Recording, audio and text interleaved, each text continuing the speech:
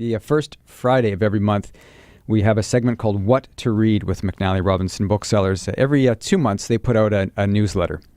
And they feature books and music and gifts and all sorts of different amazing things in there. But for November, December, what they do is they have something called the Books of the Season. And the Books of the Season is kind of like a special edition of this newsletter. It's all fancy and glossy, and it includes even more exciting things and suggestions for you to read and look at and all sorts of amazing things. So we bring in Chris Hall to chat about some of the highlights from the Books of the Season. It's November, December. And here he is again. Welcome back, Chris. Good morning, Michael. Happy to have you back again. First of all, before we get going, I got to tell you, one of the ones you recommended from last newsletter called...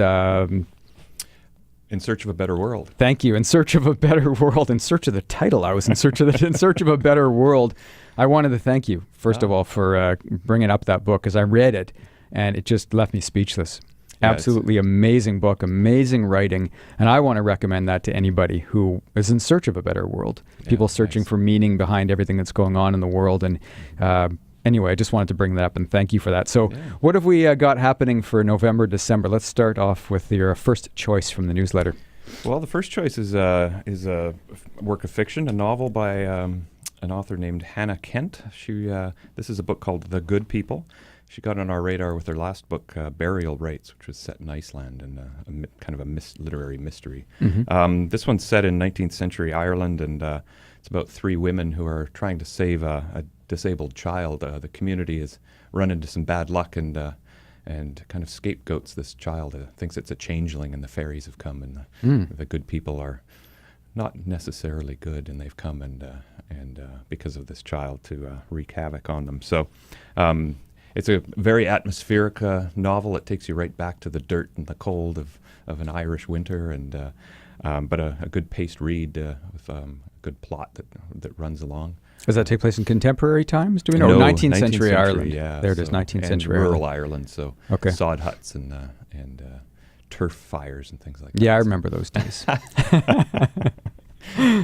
All right, so from the Good People, which is a book of fiction, we move on to one pretty heavy, very heavy book. It is a heavy book. It's a work of history by Anne Applebaum. Anne Applebaum's one of the best history writers going these days. She won a Pulitzer Prize for her last one called Gulag. This one is called The Red Famine, and it's a history of Holodomor, which is the famine in Ukraine caused by Stalin's agricultural policies. It killed at least 5 million people is the estimate in the early 30s. But Applebaum says that at least 3 million of those were not an accident of bad policy, but rather purposely killed or deliberately killed by Stalin and his intentions. So that's a little bit new, but it's very, all those archives in the Eastern Europe are opening up, and so some of those stories are becoming clearer and clearer. The Ukrainian community in Winnipeg's always interested in their history, and so this is a very good but devastating, very sad read, but important. It's important to know what's happened in our past, I believe. Yeah, and it's in depth as well. Very in depth. Yeah. A look at the Red Famine. And that's called Stalin's War on Ukraine. The next choice we have. The next choice is by, I think, a very important Canadian. Leanne Simpson is her name. She's an Anishinaabe woman from Ontario, and she's one of the leading thinkers, Indigenous thinkers, trying to lead the project of articulating the future of Indigenous people in Canada. And she's a PhD, so this book is a little bit academic. It's called As We Have Always Done. The subtitle is Indigenous Freedom Through Radical Resistance. So she's written several books now, poetry and stories and so on, and I would recommend her. You could read any book, whichever one appeals to you. This one, as I say, is a little bit academic, so if you're really into the kind of high-level legal kinds of aspects of the Indigenous struggle, then this is the book to start with. But otherwise, you can get into her thinking in many different ways, and she's very approachable in her poetry and her stories, and very important. It's a very important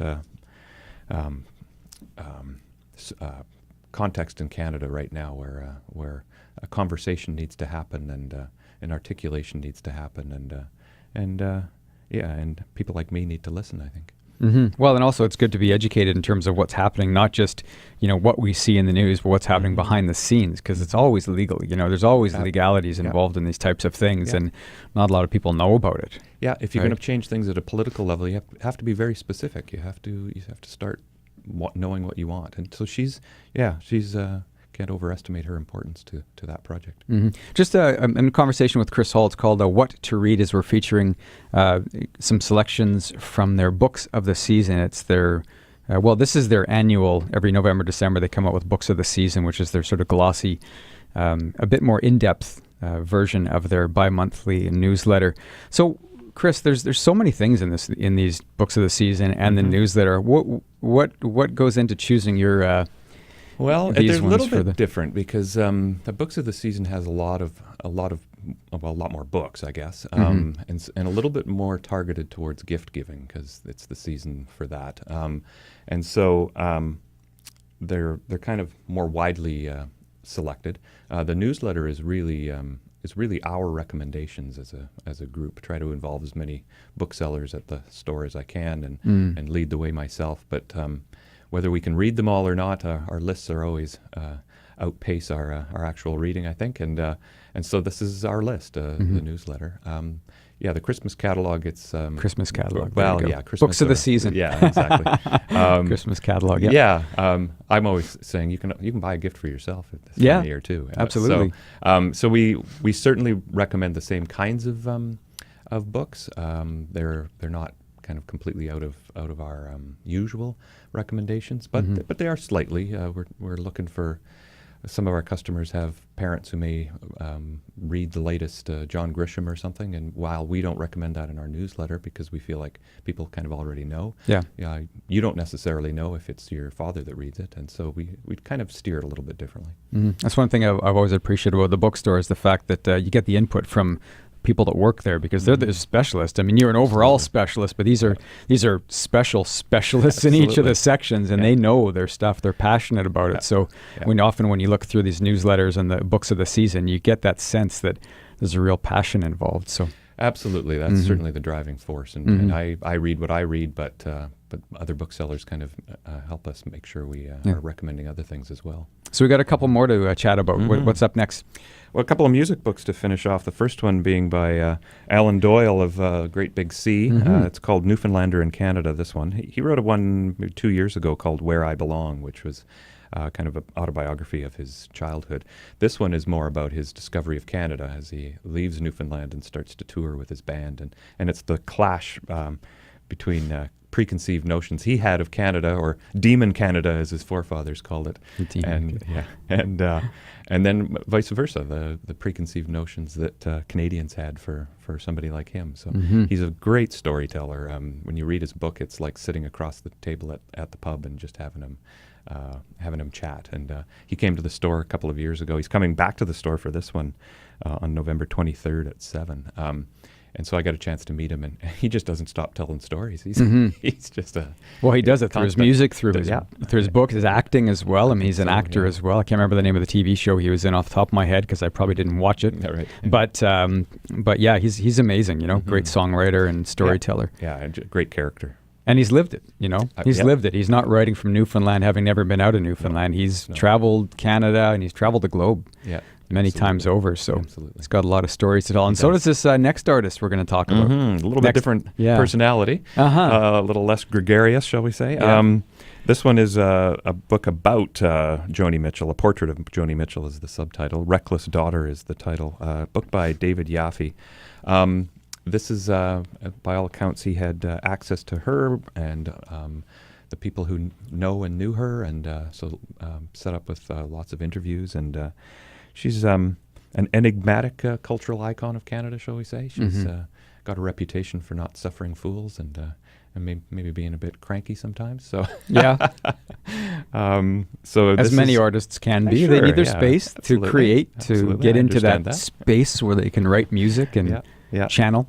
Yeah, but she was a very important part of 60s and 70s, the folk movement, and she was right in the middle of it. So she's got an amazing story to tell. And so this is as close as we have it, at least now, told on her behalf by a biographer. Mm-hmm. And that's David Yaffe, called Reckless Daughter, all about Joni Mitchell. So those are a few selections. You'll be back again in December. Yeah, absolutely. Beginning of December with at least 5 more great titles. I look forward to that. It's been a pleasure, Chris. Thank you, Michael. Thank you very much. I've been in conversation with Chris Hall. It's called What to Read. We're featuring books featured in their, this is the Books of the Season. Every 2 months they put out Books of the Season and a newsletter as well. You can access it on their website, McNallyRobinson.com. McNallyRobinson.com.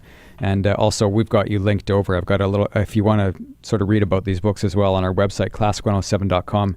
I've written a little bit something, and you can check it out as well. So pleasure, Chris. Thank you. We'll see you again in December.